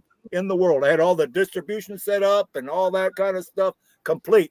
Well, this is one where I blew. Okay, I blew this son of a gun out of the water because I just happened to drink a little bit too much because I was at the CES show on top of their booth, and all these guys with slanted eyes and big teeth were looking at me going, yeah, him. And I didn't take my numbers guy. I left him at home. And I should have brought him because he could answer this, and I couldn't do that. All right, so I kind of blew that. I had Whitney Houston permission to put her on the front cover, all that stuff. It was incredible. It was just what a learning. Yeah, it was just great experience, just to be able to do that. And I'll tell you right from here, I'm the one that blew it. Okay, as much as I put in that, I walked away there. I says, oh, but the white guy there, that was the marketing guy. He says, where did you get this? Who said you could do that? Boy, he lit up because they had the contract and all that stuff. And I didn't know the guy from Midwest went around him. That was a mistake, So, but that was part of the reason as well, too. But that was cool, And karaoke lasted a long time. But I knew at that time it cycled. So 3 in and 3 out. So at the end of 3 years, you better be looking at the next thing because it's going to take 3 years to bring it to fruition. Okay, so it's kind of like this. So and then out of karaoke, I did the racetrack. Okay, and the racetrack I did about 6. It was hot. It was good. You had to seen this thing. And remember the commercials where Sylvester, somebody come out and set the briefcase on the crossroads and everything, and go back and hit a button and it'd go. That's what was it. That was my racetracks. They were incredible. And I had actually put together the software and did videos for it that announced the race. You could push a button and it would announce all the races. My voice, I learned how to do SoundForge and Acid and all that stuff from, back in the day. And I did the videos, and I had a programmer. We wrote our own program so it could announce the race perfect. And, I knew what was going to happen. It's the 25 car followed by the butt guy. Oh, no baloney Tony. Where there's smoke, there's fire. It's no baloney Tony Stewart, ladies and gentlemen. This and videos at the end and everything. And you could hit that thing. It kept track of the whole. What a thing it was. It was hot. If you could set your clock to how many hours I work. I used to do $600 to $800 an hour doing that. And if I was there 10 hours, I usually made $6,000 or $8,000. What year was that, Greg? That was from right after. It was after Spanky's for about 2 years after Spanky's. And it took me about 8 months because I bought the equipment. And I took it down the basement and I practiced with it. I got confidence on the machine because I had to do that and be in front of people. So hitting the buttons and hey, and I knew people would sing once they had a few cocktails. They're going to sing. It works for me. It'll work for them, right? So, and that's how it happened. So I think, Greg, that you did a good job of demonstrating the singing up front. You would sing yourself, and people would get comfortable with that.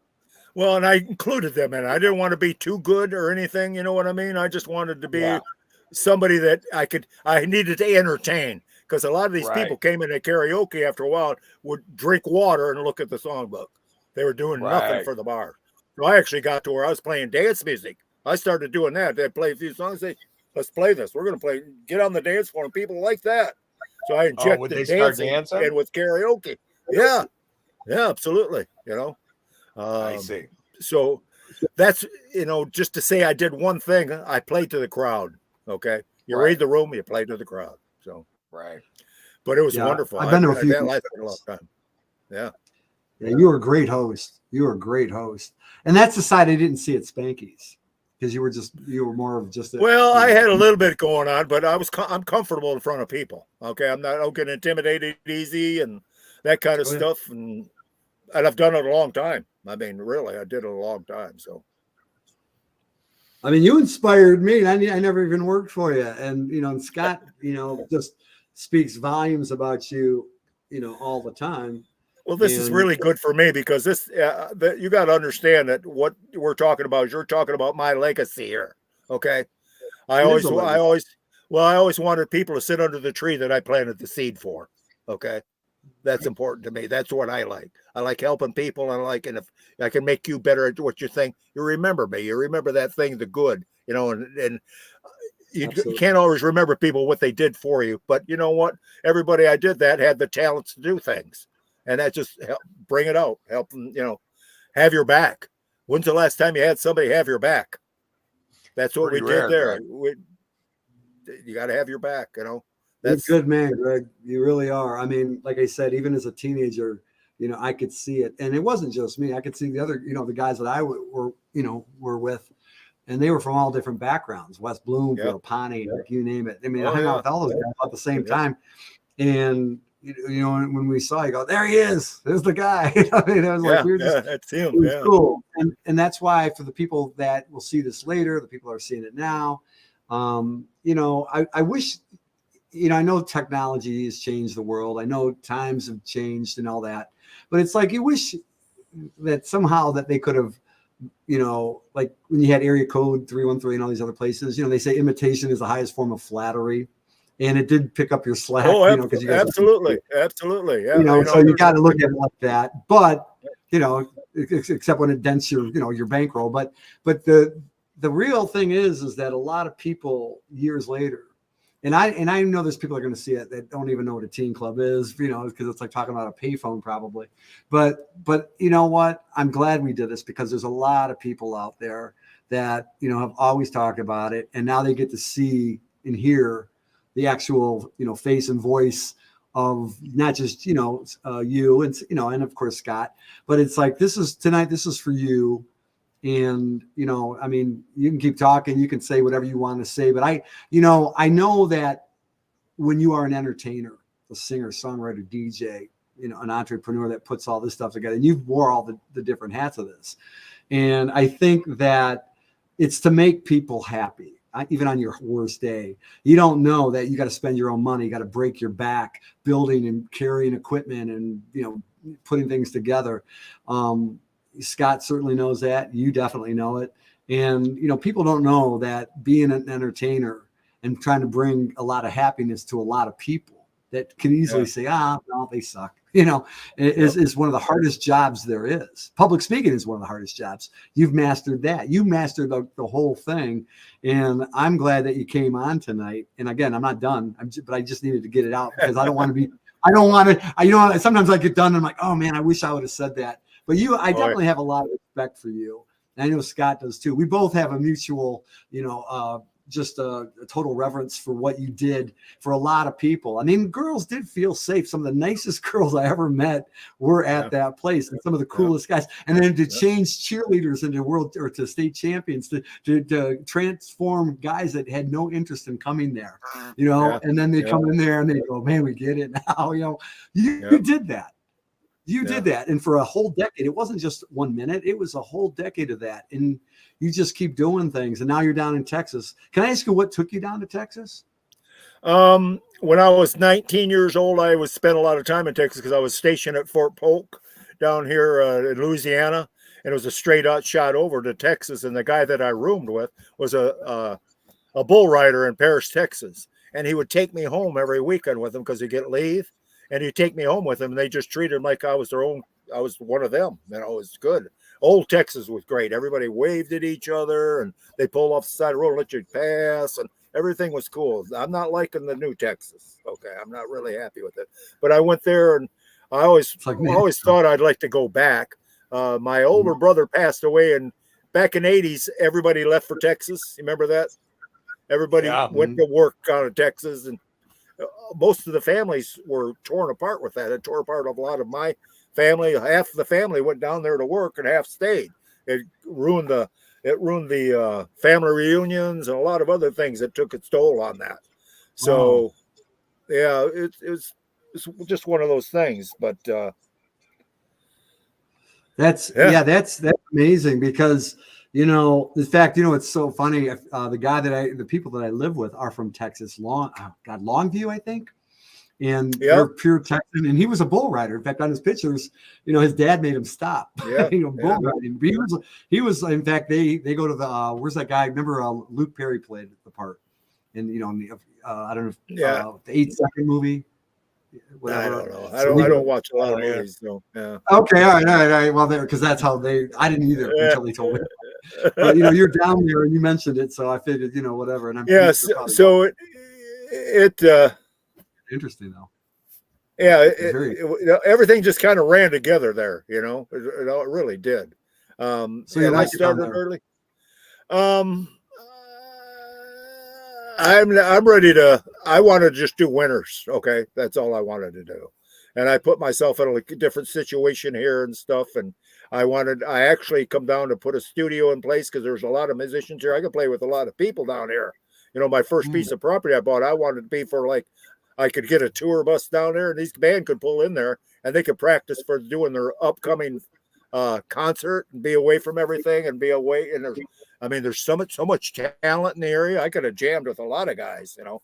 So I started that when I had my warehouse because I sold a woman's purse too. That was good. That's a whole thing else. If you'd have said that back then, we'd have wrestled. I'm selling women's purses. Yeah, well, get outside, asshole. I'm gonna kick your ass. I tell them, that kind of stuff. But was that Mishi handbags, Greg? Huh? Yeah, it was crazy. It was nuts. I mean, was that a positive thing? It was more than positive. It was profitable. Okay, how's that? Right. Very profitable. Okay. They almost rhyme. Well, and I got a pretty good mind about business. You know, there's a way to do businesses and stuff, and putting things together and have it work at that. You know, to do that, so I could put a warehouse together. It was nuts. I was selling $50,000-$60,000 a day in purses. Wow. What? Where do you live? I got to come down there. I need to work for you. Oh, it's done. That was that had a good stint. That was about I'm gonna say 2008, 2002. It was about 5-6 years of good living. It was nuts. It was nuts. Just crazy. You're like a Midas. Huh? You really are. You're like a Midas. Everything you touch turns to gold. Well, you know, it seemed that I've had pretty good luck at doing that stuff, but I'm sincere about it, and I don't quit. You know, I don't quit. Okay, that doesn't work. Quitting does not work. So, no. But you inspire me to do more things. But see, music was a big part of my racetrack days. This is Paco. Here, Paco. This is my rescue right here. There he is. Hi, Paco. That's Paco. Oh, hey, Paco. I love dogs. Oh, Paco. What are you gonna do? Paco. It's a Chiweenie. It's a Chiweenie. Chiweenie? Chiweenie. A Chihuahua and a wiener. Huh? Yeah. He's looking at you like, what is he doing now? I'll go over here. Paco. He's looking. That's your he was looking for a tummy. He was looking for a tummy rub. Yeah. Stay right there, boss. So anyway. That's amazing.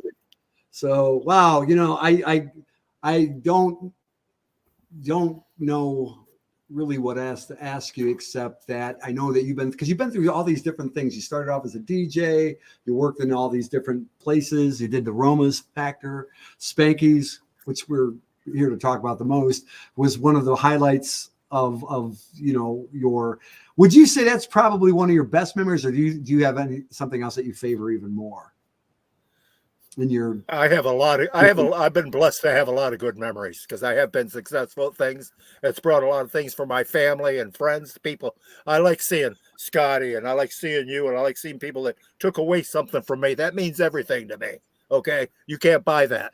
You cannot buy that. There's not, okay. Nope. You can't go to the store and find that or anything. And to be able to do that and make money too, holy moly, to influence people like that and walk away from that. Maybe you gave them an idea or inspiration, I've helped guys buy cars. I've helped do this and I helped do that. They got in a pension because when they needed somebody, I was there. Okay. If they needed help, I was there. And there was a lot of that. And I was never selfish with anything I ever had and never have been. Because you can't like helping people. I can't tell you how I like to help people. It's like I say, you can't buy that, And I did a little research on you. That, you certainly helped me. Had it not been for you hiring me when I was a 15-year-old kid, I wouldn't have had the career that I had. I know I've said that before, but it's worth repeating. Well, I really appreciate that, but I believe in you enough that you could have done it without me too, Scotty, because you got drive too. Okay. You do have it. Okay. Just like Chris is moving out and doing it. You sit on the seat, your ass is going to stick there. Okay. So you got to get up and do it. You got to, move forward. Yeah, so you are what you are. So, and everybody has that. And I celebrate that. I celebrate people moving ahead, wanting to be better. Life has its ups and it has its downs, and it always will. Okay. Mm-hmm. It's called lemonade. Take your lemons and make lemonade. Okay. Right. That's all you can do. Especially down in Texas, it's hot. Well, it's not. I don't want to be. I'm not down here in the summer. I don't. I go back to Michigan in the summer. Go up to North Michigan or whatever. I don't live in Holly anymore or any of that kind of stuff. So, it's this is my fourth quarter. This is time. I like doing this. I'm rehashing what I did. And there was a good time of my life. So why not? The sky is bluer. I like sunrises and not sunsets, and every day's a new day. And I made it. I'm older. I'm going to be 74. So, and I've covered a lot of turf, but I have a lot to tell. So I don't know. Yeah. A life well lived. This is cool. When I kind of hesitated at first about doing this, but I got to thinking about it. I says, I'm celebrating this because people, here it is. How many years later, we're talking about Spanky, something I did, and to last that long and know it and hear it. You can't get any better than that. You can't get any better than that. Spanky's closed 40 some odd years ago, right? Pardon me? Spanky's closed 40 some odd years ago. Isn't that wild? Yeah. Isn't that wild? And here we are still talking about it and how many licenses affect, and it still does, to know that people have that. And even the people that turn in and ask the questions and doing all that stuff is people that I touched and I wanted to touch them. I wanted to remember in that way. Like I said, I like people to sit under the tree that I planted the seed for. That there's nothing better than that. Okay. You can't buy that. You can't do it. So the building is still there. I was telling you this last night on the phone. Not a week goes by that somebody doesn't mention Spanky's to me. Every single week, crazy. 40 years later, every single week, either in person or on social media, wherever. It never stops. I'm sure that's true for you. Kids that don't have that same experience. Seriously, because music, everything's the same. There's still music out there. Still, DJs became more popular than ever. It's not like they need to get out of the damn house, go have fun, meet people, get out of here. I was an introvert. I've done a lot of things. It's taken me a lot of places, and to see you do what you do, Chris and Scotty and all that stuff. That's a feather in my hat, and I don't need any accolades of it, but I know it's settling for me. That's better than anything I could do for me. That gives me peace here. So. That's good. Yeah. No, you definitely, I know for a fact, the impact that you've had. I can't even imagine Spanky's not existing for me. And Well, it did. I mean, it was very much a part of a lot of people's lives, and I like it. What do you want, goofball? I think he's got to pee. Yeah. Well, we don't have to stay too much longer because we're all right. I mean, he said he won't pee in here. Okay. All right. This is because I don't go out on Saturdays anymore unless I really have to. So this is. But you enjoy doing this, don't you? You enjoy doing this. What? I do because it's not. I don't want it to be. I told this to Scott a few times. I said I don't want to be professional. I don't want to come off like some kind of person that's like a interviewing like off of Rolling Stone. I want it to be a conversation that you feel comfortable with, and you can, I knew it wasn't going to be airtight with just Spankies, with Scott or you. I knew that, but I didn't want to say it. I was hoping that, what can we talk about? And then you talk about the behind the scenes, you talked about the before, the after, and that's your story. I wish I could call this is your life. They had a show, remember, This Is Your Life for famous people who did that show? What's that? I'm trying to think who did that show. I remember watching it. Was it Alan Funt, or was that, because I know he did Candid Camera? Kids say the hardest things. I know that was Linkletter. It could have been Alan Funk. It could have been that. I don't know. It was one of those guys. And if anybody has the answer, feel free to Google it and pop it on the screen. I have to check and make sure I got my underwear on to leave the house. You want me to remember what? Right.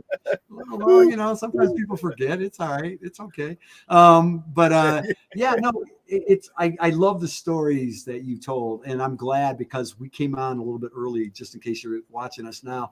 And I wasn't sure, and I love when people come on a few minutes early because then I can get a sense of how they're going to talk. And I knew right away within 30 seconds that we were going to have a good conversation. I was reading the room. I was reading the room. Okay. You were reading the room. There you go. Yeah. I was. I love that. Scott, do you have anything else you wanted to say or ask of Greg? No, I think, I would just reiterate that, Spanky's was a formidable time in many, many, many young lives. There's a lot of parents out there today that met at Spanky's. There's a lot of children of those parents that would not exist today if it weren't for Spanky's. I'm sure there was a lot of kids conceived at Spanky's. Name Spanky's. In Spanky's, not on the dance floor. I don't think so. I don't think so. Right. Pivotal place in my life. And, Greg is a pivotal mentor in my entire life and my career. And, here I am 58 years old and, he let me go to work for him at age 15, as I've said. And that was a really big deal to me. I didn't even have a driver's license. My buddy had to drive me there. He was a year older than me. So I could go DJ and work for you, Greg. Yep. So, and they love hanging with you because you took them to all that stuff, Scott. I did. Yeah, still do. They got a ticket to ride. Are you kidding? Still do. Chris, did I ever tell you that I recorded at Motown too when I was a young guy? You did? Yes, sir. Down in Hitsville? I didn't know that. Oh yeah. What? Yep. Yeah. Well, when I was in the band, Rare Earth gun. So Barry Gordy screwed everybody there, right? So that was when they lost all their black people. The Four Tops, the Temptations, all of them. So they had Rare Earth get in there and make a thing. So they wanted to try a couple white bands, and we were one of the young guys that they tried. It was a one-shot deal, but I could say I did it.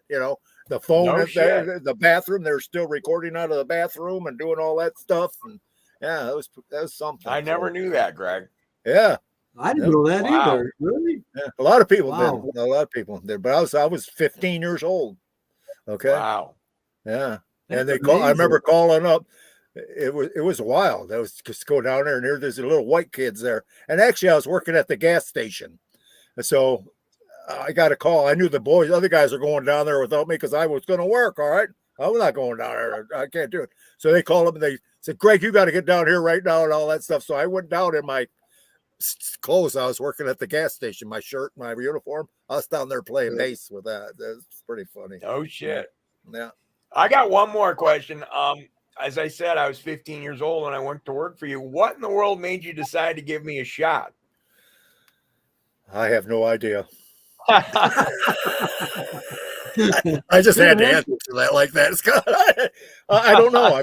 I felt you wanted to learn, you wanted to do that, and if you don't take a chance, you don't dance. You know what I mean? So, and it worked. See, it worked. It did. It did. Well, thank you again. Yeah, I mean, there's talent comes in all forms and everything else, and I'm not the Holy Grail. I am not the Holy Grail because I learn from other people too. I take slice little baths. I could take something from Chris, take something from you, take something from here and everything else, and you put them and then stir the pot. Okay. And what you pour it out, what do you get? Hopefully it's what you want. So, right. But here, this is the comment.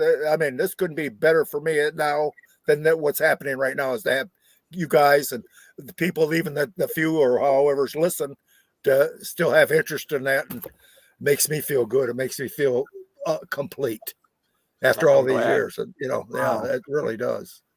It really does. That's probably one of the greatest gifts that I could receive doing something like this from me personally. It is. This is wonderful that I'm getting recognized. I mean, and here I am on, like I said, I've never done a podcast. Here I'm on friggin' Facebook doing a podcast. Really? I still got my clothes on from my bottoms up. You don't know what I'm wearing down there. It seems to be the trend with Steve. Yeah, I guess. Yeah. No, I'm wearing sweatpants, so I was wearing my Purple Rain shirt. I didn't wear my Motown one, but that's the only thing I could think of because Prince really wasn't. Purple Rain didn't even come out when I was there. Well, no, it was I Want to Be Your Lover. Yeah. So Purple Rain came out in '84, but we played a shit ton of Prince at Spanky's. Yeah. Yeah. Oh, I loved it. You guys played stuff that nobody would play. I just remember girls going crazy when people would play Private Joy or Why You Want to Treat Me So Bad. I mean, it was just the music. Yeah. I got to say this real quick, for the Spanky's, fans out there, because I know there's a lot of break dancers that, came to see me. They're watching this tonight. And they loved it. They said there was battles. And, I wanted to say something else real quick about your construction. I love the fact what made it work was that you didn't just keep it one level. You had like the back, you had those elevated platforms that made it. Yes. Yeah. You just, it just looked like a club. And it was really cool that you guys did the way you did the things you did and the environment. But then I also want to speak on the music because Scott made a comment on our interview one time and it stuck out to me. He said one time you told him because Scott prides himself on being a good DJ and keeping up with the trends. And I guess you said something to him. Now you can chime in, Scott, that he one time, Greg, you said to Scott, get some more records or go out and buy some new ones. Yeah, Greg. Dog. Jesus. Somehow Greg was able to recognize the fact that I hadn't been to the record store in a couple of weeks. And you came up to me one night and you said, "Hey, get your ass to Harmony House and get some more records." Never mind the fact that I already had about 30,000 records at that club at that time. Yep. Yeah. I was forever. See, you worked a deal with Harmony House. You had Harmony House records and tapes, $2 off coupons. Yeah. You had them on the other side of the request and dedication cards. And I would use those coupons to go buy records all the time. We had a Harmony House right down, 2 blocks away from Spanky's on M59. Yeah. I went there a lot. Well, I knew all them boys. I knew them all. I met them all. And because 2 guys that actually the guy that when I first started Spanky's, I had a partner, Tom Anderson. I don't know if you ever met. He worked the front door for a while, the blonde. Okay. He went out to Phoenix and opened a club. Him and his brother went out and built a show just like mine. See, well, it was kind of funny. So Tom was Tom. Okay, he liked making money and everything else, and he owned what was it? Tune Saloons. Remember them? There's only about 2 or 3 of them. They had Harmony House bought them out. Okay, right. But Tom went on to be a big deal for Harmony House, right? Not necessarily. They ended up moving to Arizona, so they copied because I was making up parts for my light shows and everything else. So they went behind my back, but Tom, all of a sudden I'm looking through this paper and everything because I like to read the newspaper and the wine ads. I look at us, the teen club for sale, Waterford. I'm going, what? What? He put the teen club up for sale. What? Yeah, he put it up for sale. He was only a partner. He wanted to see how much you get. And I said right then, I said, because his old man put $25,000 by it. He wanted investment for his retirement. So I said, here, do it. Because I had people that used to, my first deal is I had a buddy of mine that I built the shows and I gave him 10%, give me the money to build the shows for materials and I'll give you 10%. Well, a year later, they wanted me to do another one. Okay, I did another one, but I did 2. And I said, I'm building 2. And they go, I says, and guess which one's going to get used if you don't buy the second one? The one I got, not yours. Yeah. That's just good business, right? So, and they ended up the same way, but there was a couple cops out of Bloomfield did that. So wait a minute. Tom tried to sell Spanky? Oh, yeah. Out from I said, what's this shit? He says, well, I just wanted to check it out. He trying to sell his piece of it or the whole thing? Well, I caught him right at the beginning, and his piece went out the door with his ass. Okay, gave him $25,000 to give to his old man. As I said, see you later, boss. That's it. You're done. Yeah. But he went out to Arizona, and he built this light show and everything. It was in what town? I want to say Phoenix or whatever. But anyway, he went out there and he built this barn. Wasn't going so good, so. The guys from Journey were going through town and they wanted a place to have a party or something. So they used to come in and party with them after hours. Well, they got busted by the cops, busted them. The Journey was there doing it and their business just went right through the roof. Everybody, because they gave him all that press and he did. Yeah. If we fell in a bucket of shit, this guy could do it. Really. They come out smelling like something. But did the same thing, learned from me and built the lights. He went and bought the parts I had manufactured for it and all that stuff, So no shit. Yeah, but he was 60, but he didn't last long. But he didn't want to work. He didn't work there rebuilding it or doing any of this stuff. He'd stop by and check on our progress, Jesus Christ. Well, Greg, I remember mostly during the various times you reconstructed Spankies. Didn't you use most of the bouncers, as help for hanging drywall and stuff? Well, I do that. Dean helped me. There was my stepfather came in and helped me for quite a while. It was kind of a pleasant thing. He tried to saw my trailer in half one day. I remember that. Right through the metal area, there was a skill saw. He says, man, it's really hard going through this shit. I said, well, you had to put something underneath the motherfucker so he doesn't do it, okay? So he laughed. But he went home to Arizona then too and went and built cabinets in his garage and did all that stuff and everything else. But it was nice. But I remember going out to my folks had a big boat and that was their cabin up north. So they go out on weekends. And I went out there and helped rebuild an engine one day. He'd picked me up. I was 16 years old. I knew quite a bit because I worked at gas stations and everything. I was mechanically inclined. So we went out there and we did all the engine. We couldn't do the valves very good. With the meter, the mic, whatever it is. And so we found a guy. Yeah, we got a guy off the street coming and did that, and they fired it up and went off and did their thing, and it was good. I had a good time. I had a lot of good time. It seems like you always have a good time. Well, if you can't have fun doing it, it ain't worth doing. It ain't worth doing. Right. Amen. Yeah. Well, guys, we're approaching that 2-hour mark, and 2 hours. We're having that much fun. Yeah, I told you. Yeah. It's like because we're like, oh, how long am I going to be on? They're not like they're not like that, but they go. Do you have many people asking any questions there or any of that stuff? Are they all gone? We haven't had any in a minute. If you guys want to ask anything, and by the way, if people do ask later, that's fine too. Yeah, you'll see it. You'll see it. And when people will, because the thing is, Saturday night is a hard night during prime time because a lot of people are like, you think?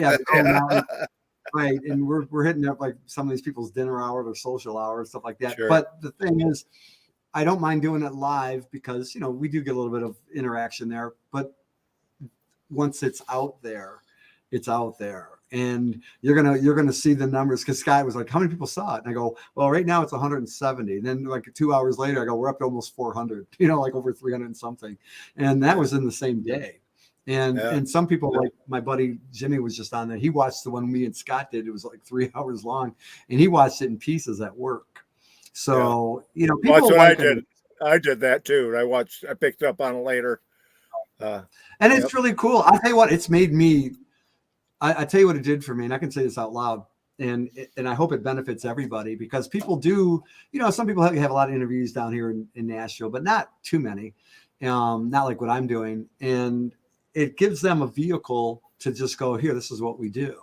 And they can show it, like they'll put their logos, or they'll put their, captions, or like I can have a ticker down there with, their website or Instagram or something like that. And I can do that all day long.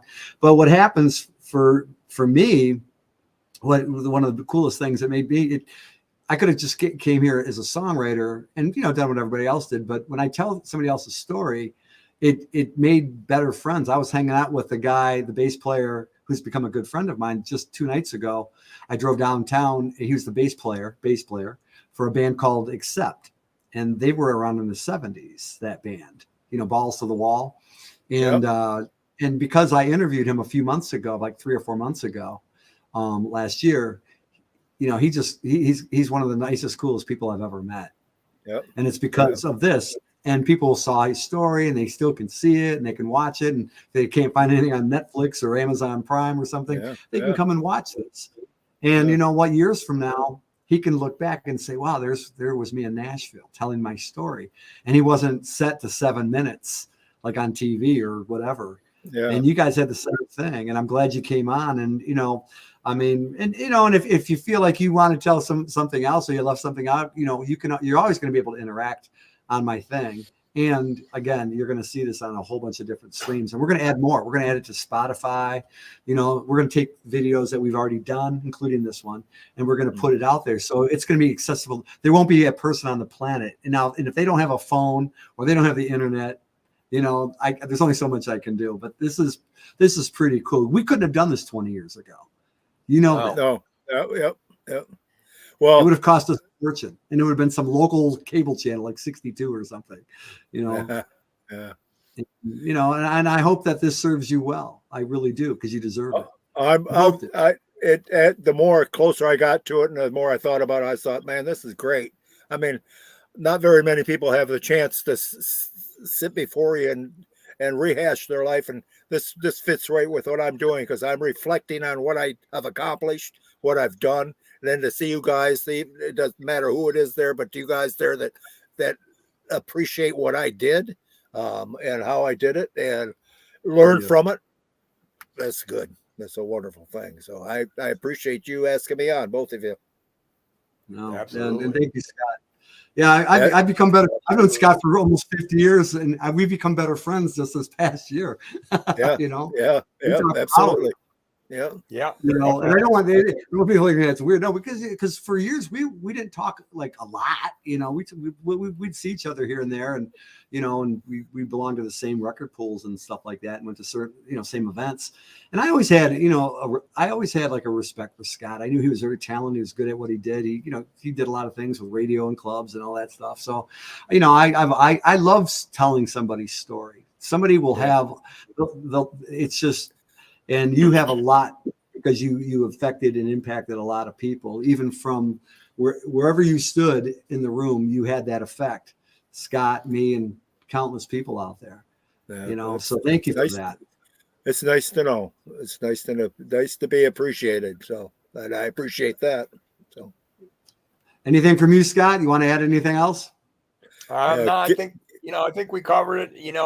I think, Greg, maybe there's a time to do this another episode, later on down the road. Yeah. Why not? Yeah, you might even feel, even more. We do something, this. The more you do something, the better you get at it. Yeah. Then maybe we shouldn't do it then.